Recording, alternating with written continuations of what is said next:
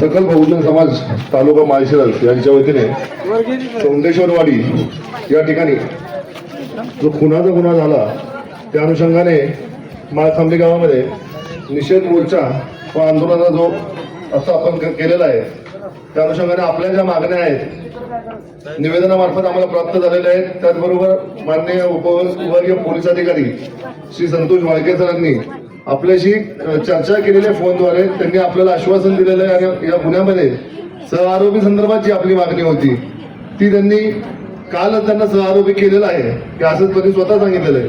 त्याचप्रमाणे आपल्या काही शंका असतील तपासाच्या अनुषंगाने किंवा तपास कसा व्हायला पाहिजे तर त्या अनुषंगाने SDPO ऑफिसला आपल्याला प्रत्यक्ष भेटण्यासंदर्भात बी त्यांनी विनंती केलेली आहे.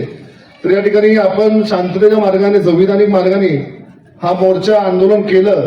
कोणताही कायदा सुव्यवस्थेचा प्रश्न निर्माण न होता पोलीस प्रशासनाला देखील आपण सहकार्य केलं.